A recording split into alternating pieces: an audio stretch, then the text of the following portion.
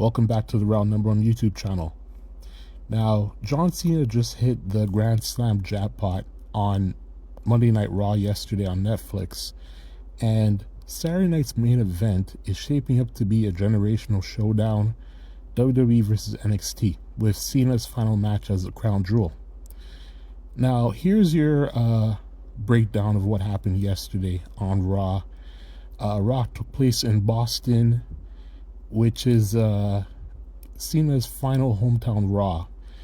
It wasn't just farewell, it was a moment for his true fans to reflect on. So Triple H kicked off the show with a self-congratulatory intro, but the real moment came when John Cena stepped up and Dominic Mysterio tried to clown him. The result, Triple H made them fight, and Dominic's Intercontinental Championship was on the line. Cena flipped the script, countered a frog splash, nailed the attitude adjustment, and pinned Dirty Dom to win the Intercontinental Championship, which is the last belt he'd never had held in the WWE. He now holds. So this makes John Cena a Grand Slam champion. The man completed the set like Thanos with the Infinity Gauntlet, holding all the Infinity Gems. So this leads us to Saturday night's main event, December 13th, 2025, in Washington, D.C. Cena's retirement match will headline the card, but this show is not just about Cena riding off into the sunset. Cena personally pitched a crossover concept, main roster stars versus NXT talent and exhibition matches, giving the next generation the spotlight he once fought for. Now, this card will feature open challenges from WWE veterans to NXT up-and-comers. No matches are locked in yet, but the vibe is clear. Cena's last night is also an NXT coming out party. Now, the opponent for Cena's final bout will be decided via the Last Time Is Now tournament, which kicked off on Raw with Rusev and Sheamus advancing. Now, let's enter the Round No.1 speculation station. If Cena's final match has the IC title on the line and the tournament winner gets a shot, it could be an NXT star stepping up. That'll be poetic. Cena started with ruthless aggression, and now he's passing the torch to the next rebel. The rest of the card, expect WWE versus NXT dream matches. Now, before we book Cena's final battle, let's address the elephant in the ring. I pitched a final tag team match for Cena, but WWE said nah. The Farewell Tour is strictly solo, no last rider for partner, just Cena one-on-one, walking into the fire alone. His final opponent, as I said before, it will be decided by the Last Time Is Now tournament, and this is where the real chaos begins. Now, when it comes to fantasy booking, me personally, I tend to think fantasy booking is a minefield. It's not easy. Like, there's layers to this. If WWE picks someone from the main roster, it has to be from Raw. Why? Because Raw's the flagship. SmackDown's been getting the cold shoulder from the audience. Just ask John Pollock and Brandon Thurston over at Post Wrestling. They've got the numbers, and the numbers say SmackDown stars are already living on Raw's couch. Now, picture this. A Raw guy beats Cena for the IC title. Cool moment, right? But what does that do for the main roster?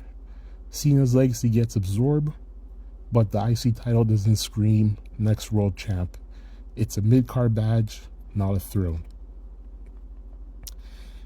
Now, let's say if Braun Breaker wins the tournament, he beats Cena, he gets the IC title. But the thing is, WWE creative sees Braun as a future world champion.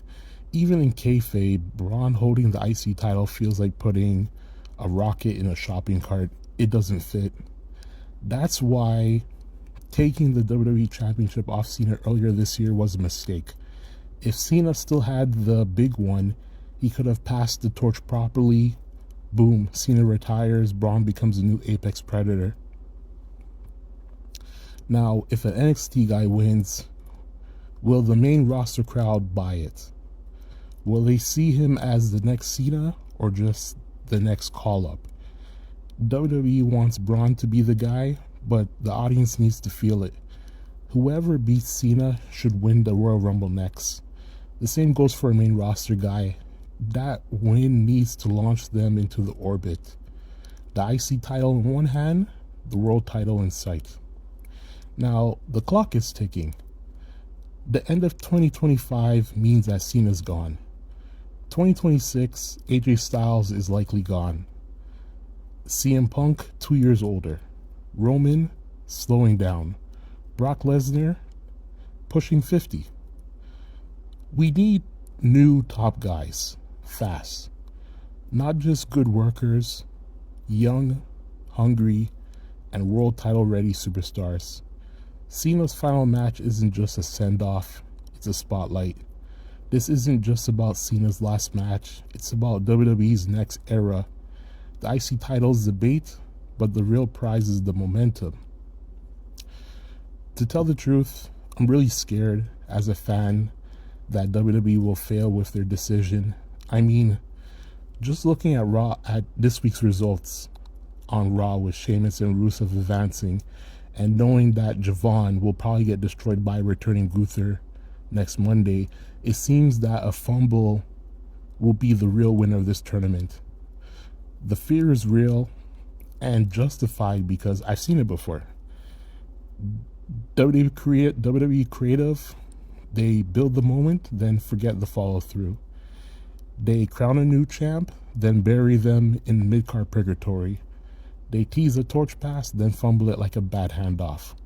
So here's what needs to happen. The winner must be young, hungry, and world title ready. That Raw promo, it needs to be scripted like a revolution. The IC title should be a stepping stone, not a ceiling. Royal Rumble, that winner of the Cena tournament should be in the Final Four, minimum.